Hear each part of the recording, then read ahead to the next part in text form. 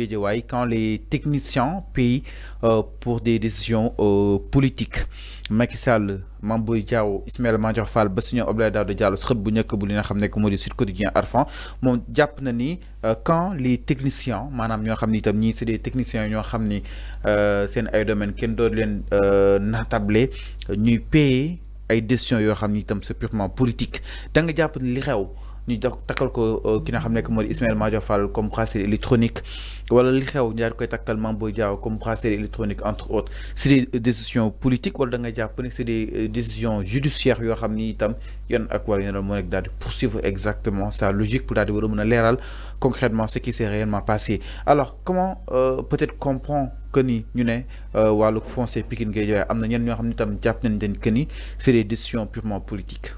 Est-ce que mës nga gis politique am tribunal di àtte. yaa waxoon Macky Sall dafay politiser.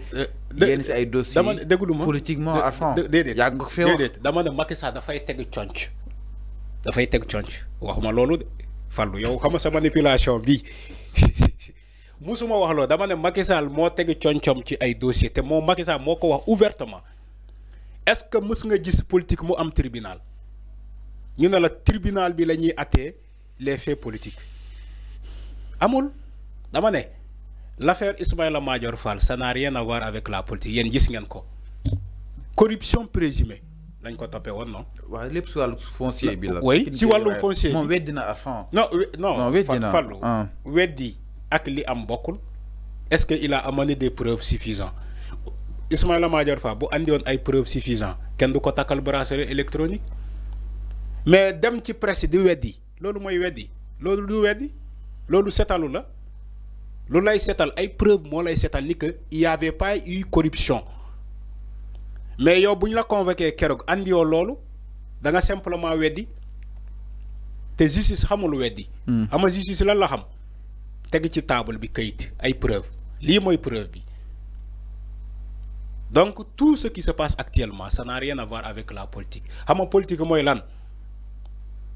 ñu nekk dans l'affaire politique ngay arrêter ay nit di leen yóbbu kaso c'est ça qu'on appelle des détenus politiques mais jamono bii nii lan la ñu nekk nekkuñu en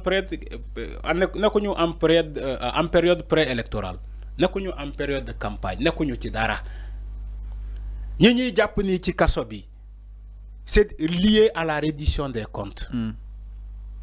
Soit la reddition des comptes soit les fonds Covid soit la CENTIF génnee ay rapport fële génnee ñu ay rapport ci ay nit.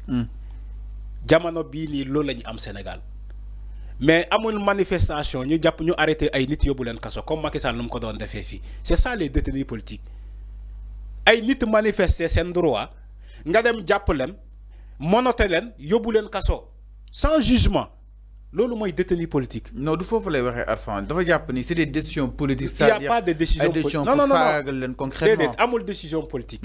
waaw si quotidien moo bind Arfan. non il y a pas de décision politique. il y a pas de décision politique man jàppewu ma ni que am na décision politique. parce que Ismaïla Madior Fall quand même rapport moo ko épinglé am na wala amul. man rapport la ak fan la ko épinglé Mansour Faye laa bëgg a wax. ok Mansour Faye waaw Mansour Faye laa bëgg a wax ni que rapport moo ko épinglé. am na wala amul.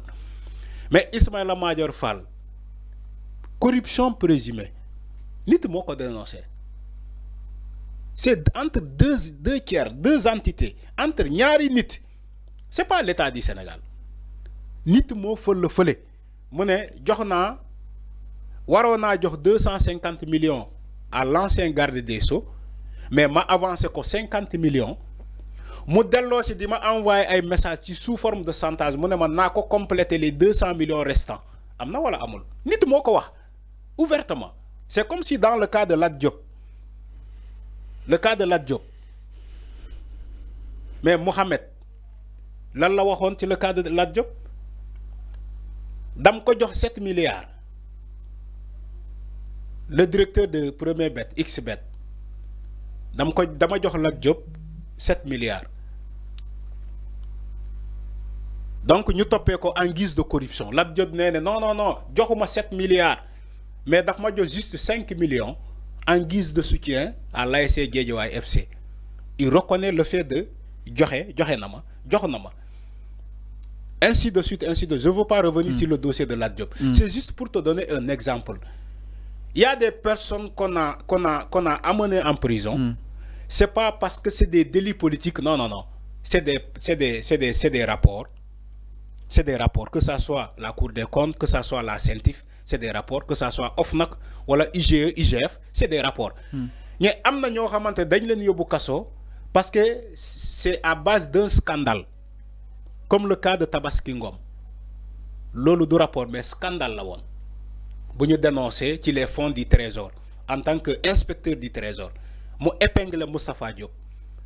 Moustapha Diop ñëwaat encore ci un autre dossier qui suite à un rapport. Farba Ngom bi ni bu ñuy wax c'est un rapport bi démarré ci CENTIF. Il y a beaucoup de dossiers. C'est des dossiers Fallou. C'est pas de la politique. Amalan moy politique. Ay nit taxaw di manifester sen droit ngeen yabal police dem japp len yobou len kasso sans jugement. Lolu moy des guerres de positionnement. Wala nit togg ci plateau di wax liberté d'expression nga dem xaar ko ci souf mu paré émission nga yobou ko kasso. Amona fi ci jamono Macky Sall. Il faut demander les dames Mbodj. Laajal ñu bari ñom Serigne Saliou Gueye et autres amna ñoo xamanté dañ leen xaar ci biir émission ñu xaar leen gendarmerie ñoo xaar leen su suuf ba ñu paré plateau ñu wacc ñu monoté leen yóbbu leen kaso. Il faut demander Sen TV ndax lolu musu leen dal ñu am un invité de Pastef mu wax ba paré de que police mu ngi ci suuf di ko xaar. Lolu moy des délits politiques lolu moy ay délits politiques mais rapport bu la épinglé yow non lolu ça n'a rien à voir avec la politique. Soyons logiques quand même. Que nga far Benno Bokk Yaakaar wala PDS wala Pastef wala Taxawu Dakar xawma lan, il faut reconnaître que un rapport n'a rien à voir avec la politique. Bàyyi leen caaxaan bàyyi leen caaxaan. Alors mais dossier bi ni mu jékki saaree rek Arfan di interpeller ay anciens DG entre autres. Parce que ils ont les mains liées. Da nga mës a gis un DG bu deful dara ñu arrêté ko ñaata DG ñoo fi ne ko ak ñaata la ñuy arrêté léegi ñeneen ñi ñu ñuy arrêté wul ñoom defuñu dara parce que defuñu dara. Ñaata ministre ñoo fi nekkoon ci jamono Macky Sall ak ñaata ministre la ñuy arrêté. Où sont les autres?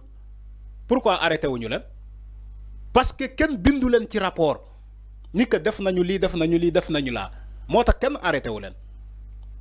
Ils sont là tellement nombreux, des ministres, des anciens ministres, ils sont là ken arrêté wu len.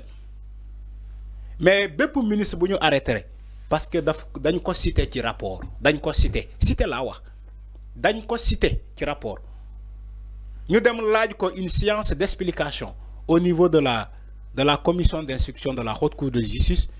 Mënuñu fournir des preuves mënuñu expliquer correctement ñeneen ñi ñu yóbbu leen kaso mandat de dépôt ñeneen ñi ñu takkal leen ay lam ay bracelet électronique ñeneen ñi ñu may leen liberté provisoire sous surveillance.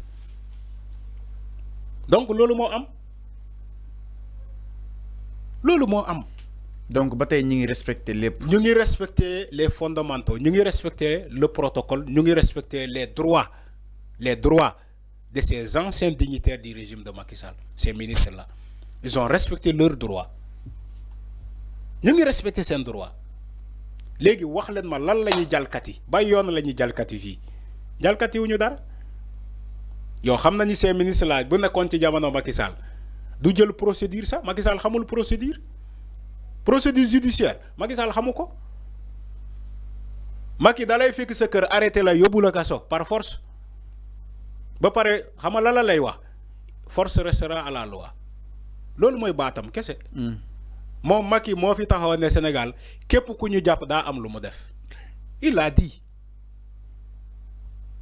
te force restera à la loi loolu mooy baatu waa Benno Bokk Yaakaar dañuy jàpp arrêté nit léegi tout de suite ñu ne la force restera à la loi si jeex na pare nañu ci yow da ngay dem kaso pendant 6 mois 1 an.